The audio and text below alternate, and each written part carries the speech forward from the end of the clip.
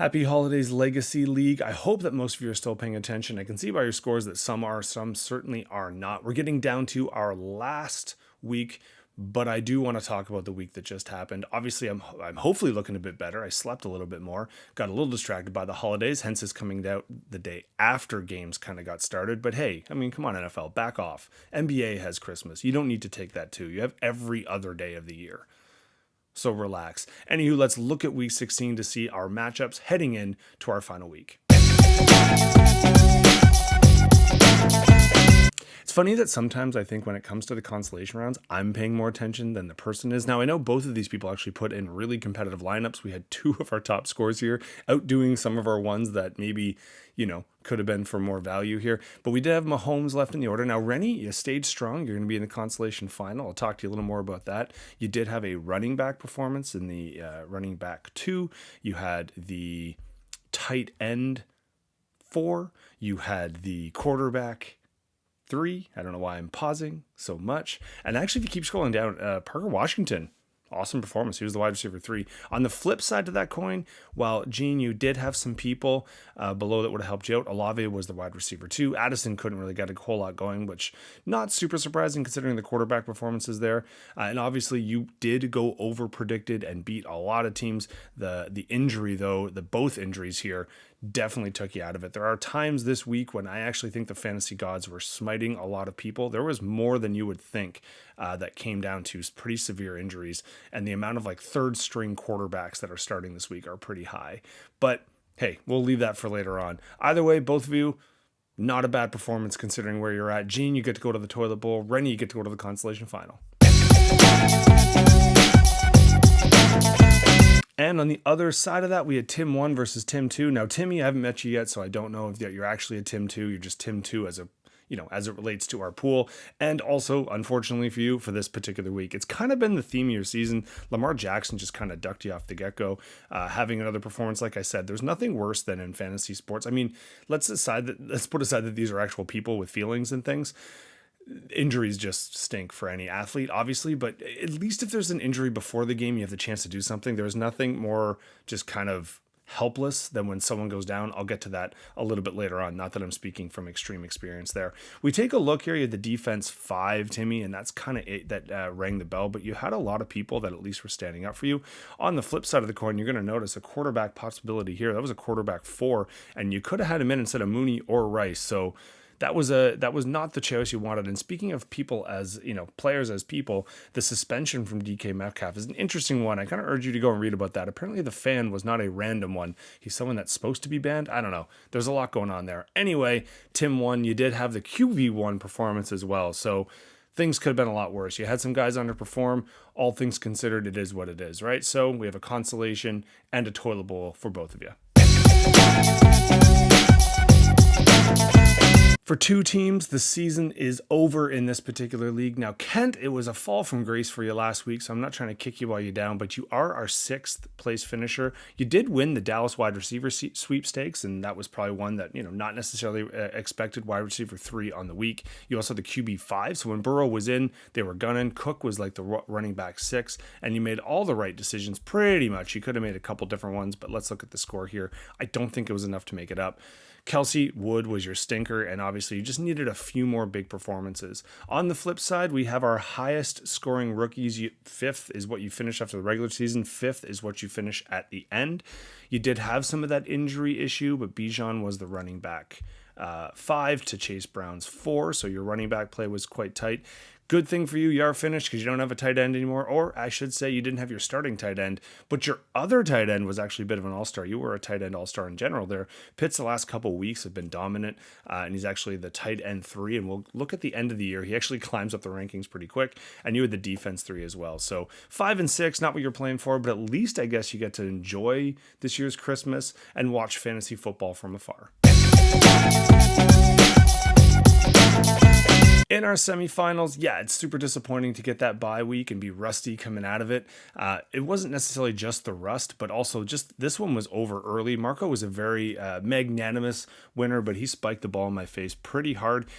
Actually, kind of not mad, though, the way it happened. I'll explain why in a second. The running back one coming out of nowhere, that was Genty's by far his best. Got beat pretty early by a Cleveland Brown. Not only did Marco say he loved him, but then also he's the tight end too, so he really, really loves him now. Saints were the defense one. Great pickup. Okay. I mean, we can all say, yeah, sure, it was against the Jets, but it is the Saints. And actually, they all went off. Good bench work, but ultimately what it came down for you was number one, your guys just all showed up. I mean, Wan'Dale Robinson being your only single-digit performance, almost getting 200. That's what you need to do in a semifinal. What you don't need to do is come out. I had the defense 4. Hey, yay for me. Had a couple decent performances, but I had guys who didn't even get through the dang game. So Trayvon Henderson just got rocked, if you saw that, and then so did Jordan Love, the head-on-head. So for me, between Marco coming out of the gate strong and a couple of my guys getting hurt, it was in the stars. It sucks all of the butts, but now I got to fight for third place. Whereas Marco, this whole time you've been in the league, you've called yourself the league winner. Now it's time to prove it. And if you're going to prove it, you're going to prove it against our number one seed. Sometimes, like I said, you have that bye week. Your boys come out rusty. Not Jeff Dibbler. His wide receivers pretty much just won this on their own. They didn't need a lot of help after that. Puka Nacua coming out. There's also something to be said for that like early game.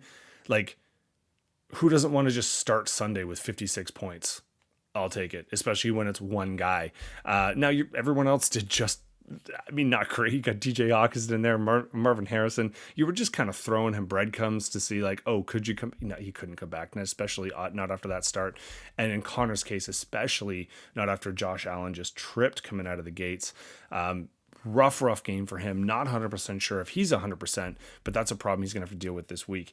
You did have the tight end 1 performance in Kittle, and that was a Monday night just to make it a little bit closer. And if you take a look, T-Law would have been a good option for you. He was the quarterback too, and it's kind of been another kind of playoff MVP for you.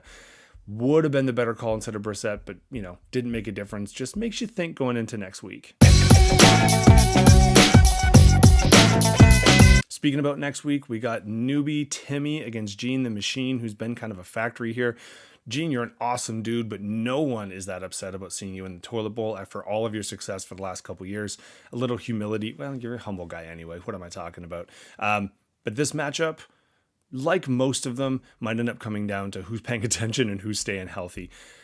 Timmy, your side is banged up. You might have to make some decisions if you're paying attention, although on Gene's side, he's kind of half and half. Looks like he just kind of put his roster in and then maybe paid attention to family over Christmas.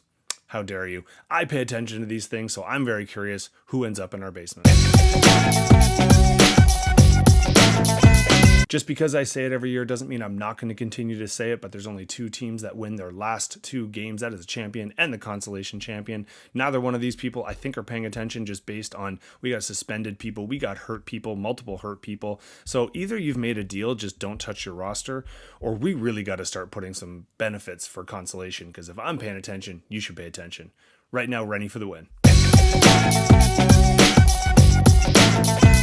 Although, you know what? Sometimes paying attention's overrated, like especially when you show up and it's a Christmas game and then people get hurt or people just start throwing to other people because they just want to be jerk stores. I got injuries as an issue, but I can't complain that much because he's got 2 pretty significant characters also with question marks. Now, you'll notice that both of us are thinking ahead. We have people on the bench just in case. You might notice my person. I'm kind of rooting for something to be just decided early with the love here, because just who doesn't want to put their entire season and the ability to finish third and actually medal in podium on the old shoulders of Phillip Rivers? And I say old because our age, sorry folks, we old.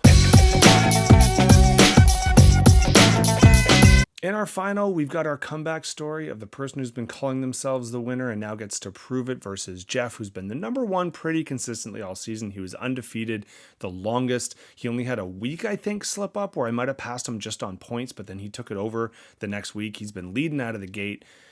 And we know where this goes. Now, this is not going to lie to you. That is not a great Christmas present that Marco got.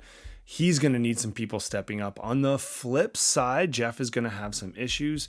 His running backs are certainly unsteady, and he doesn't have a whole lot here. He's looking for some strange at tight end, but we all know that Jeff is live and die on these 3 characters because in any given week, one of them goes off. If one of them goes off, I think Marco can still take it.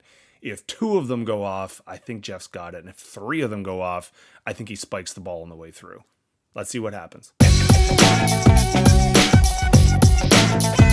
Stage is set, and the weirdest thing about fantasy sports is it's like hype, and we keep going, and we get to the end, and realistically only a handful of teams actually care. I mean, I'm going to no matter what. I know a lot of you still pay attention to where you finish in the league. I do want to talk about that. I think maybe this can help us with choices for next year in terms of order, since it's an auction. I just want to put something on the line here, and I don't really want to chase more people down for money. So that's not what I think the solution needs to be, although I'm open to suggestions. Anyway, that's off-season stuff. Getting into this week, we know where we're at. We know the matchups. I'm going to say best of luck to everyone that is playing for the match they're caring about, and hopefully everyone had a great holiday.